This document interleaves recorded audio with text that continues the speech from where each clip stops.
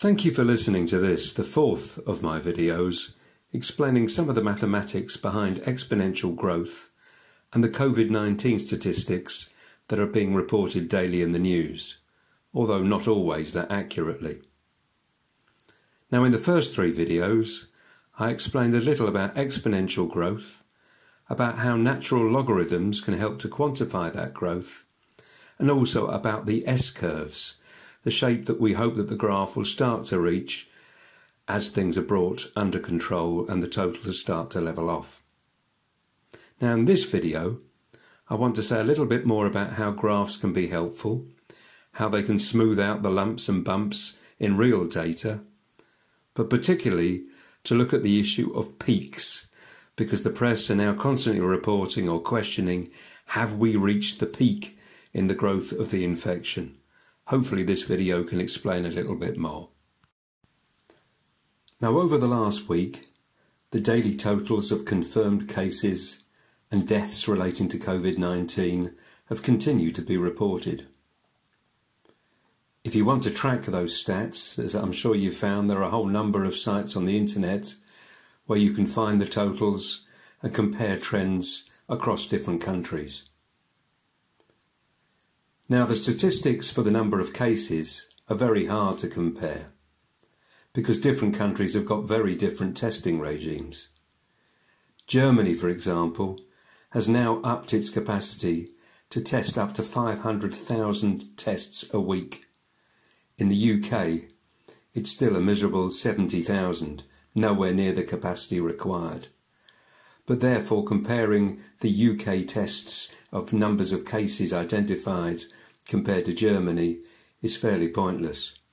However, the mortality data, with all its difficulties, is still the most reliable. Now, in previous videos, I've chosen to try and compare the mortality trends between Italy, Spain and the UK as three broadly similar European countries. But in doing so, you've got to make sure that you compare at the same stage of the growth, if you like. Because roughly speaking, Italy is perhaps around about 16 days ahead of the UK in its growth, and Spain round about 9 days.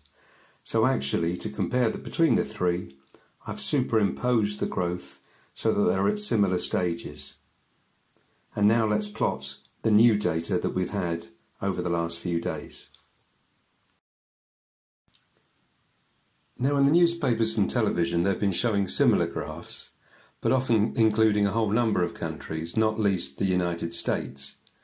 Now, the only problem with that is that really you need to make an adjustment to compare like with like and adjust for the different sizes of the population. So here, although Italy, Spain and UK have broadly similar populations, I've plotted them again, this time making sure that what we're plotting is the deaths per million population. Now, there's a few things you can see from those graphs. First of all, adjusting for population size, actually the growth in Spain is slightly more worrying because, of course, now it's more exaggerated with its slightly smaller population compared to Italy and the UK. But also from the UK data, you can see that it's tracking a course somewhere between the two trends of Spain and Italy, although there's been plenty of lumps and bumps in the announcements that have been made.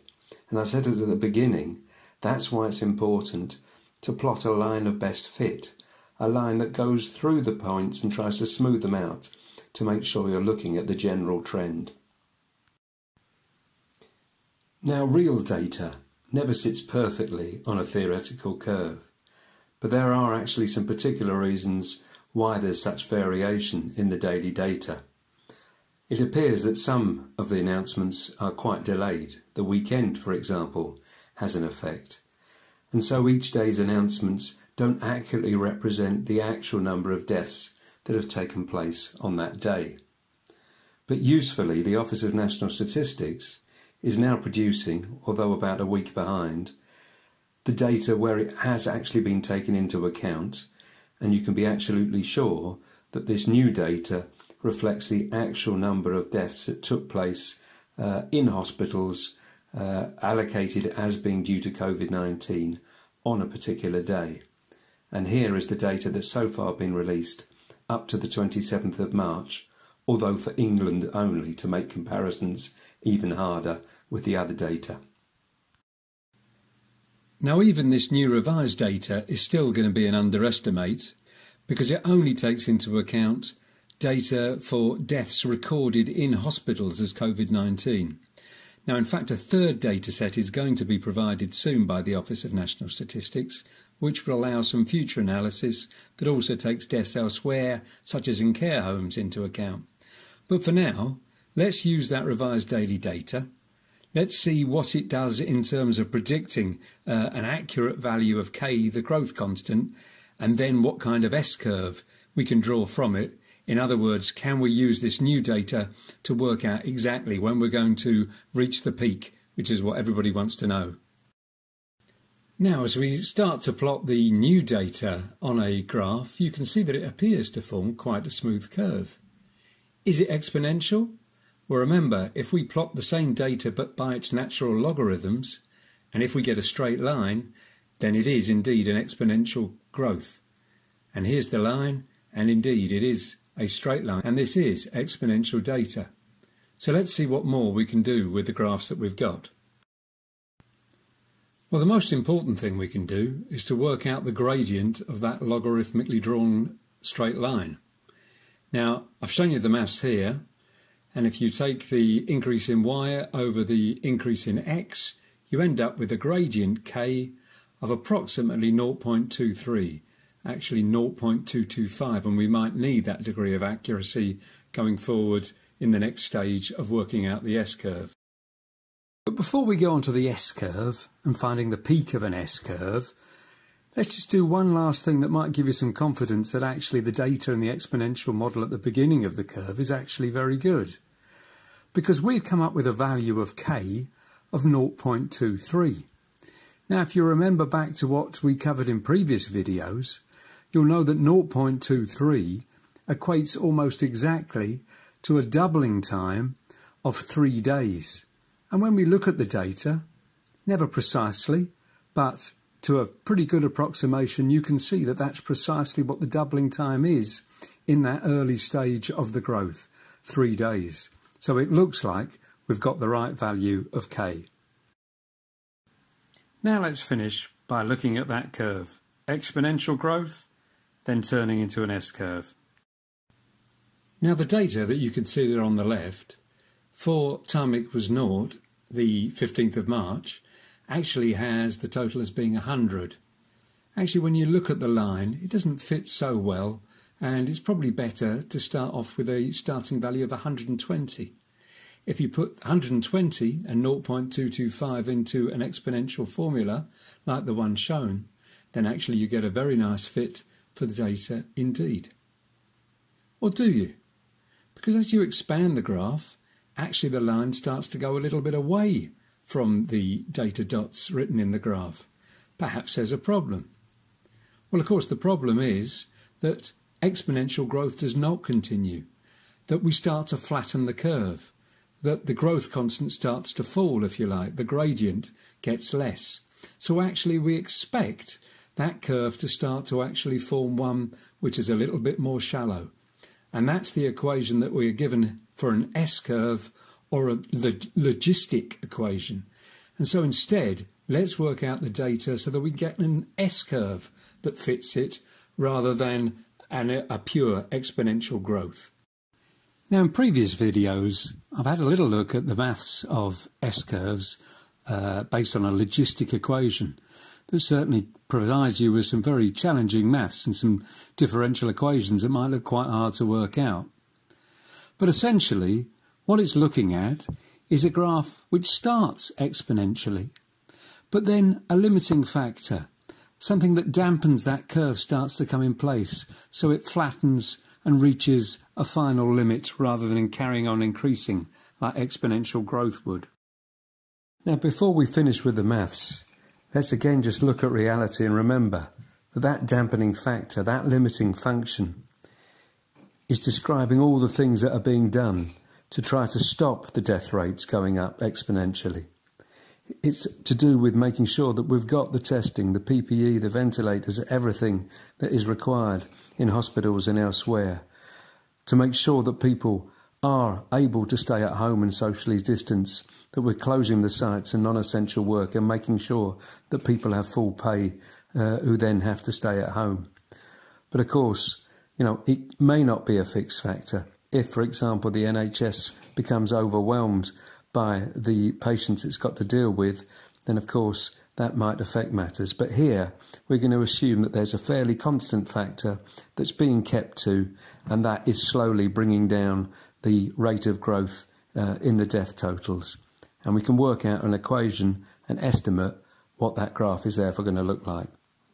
So what is the peak all about? It means not the peak of the graph altogether, but the peak growth, the point at which the rate of growth is at its maximum and then starts to get lower, also known in mathematics as an inflection point. And you can see on the graph how the gradient of an S-curve, a logistic curve, exactly does that. It starts to increase exponentially at first, then reaches a maximum gradient, and the gradient then starts to reduce until it reaches zero. So what people are trying to work out is, what is that peak? What is the time of that inflection point? What is the day when the growth data will start, instead of keeping on going up every day, the death data totals will start to fall? And that can't be worked out just on a day-to-day amount, because you get those lumps and bumps in the data. But when you put it on a curve like this, you should be able to estimate roughly where that inflection point, where that peak is going to be reached, and where after that, hopefully, although death totals will still increase, that the rate of growth will start to fall. And we've seen that, for example, in Italy already. So the final thing to do is to try to get a curve, a logistic curve, putting in different values, particularly for the thing that we don't know, n max, and the k and the n naught that we think we do know, to try to see if we can get a curve that fits the actual data. Now, I started doing that on the previous data we had in another video, and I'm afraid you can see that already some of those curves prove out of date. A curve for the UK data that only goes up to 5,000 has clearly been passed. Similarly, unfortunately, in Italy, my initial estimate for the final total there seems to be on the low side, because the curve in Italy now seems to be approaching a larger number.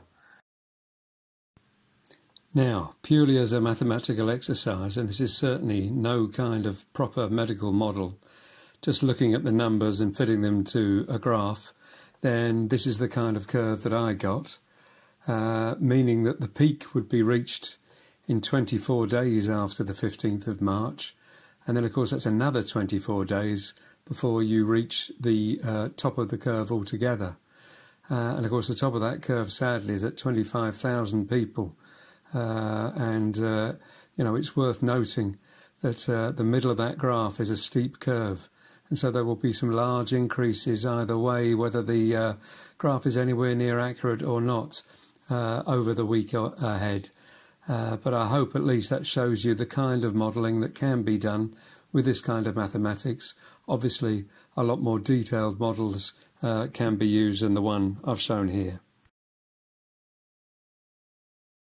So in conclusion, keep an eye on the data. Remember, there'll be another weekly release from the Office of National Statistics on the 14th of April that will perhaps update this kind of analysis and ones that you could do yourself.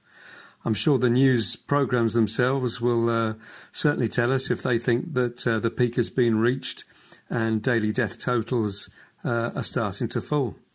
I mean, obviously, let's hope so, but because behind all these statistics are, of course, some very sad stories.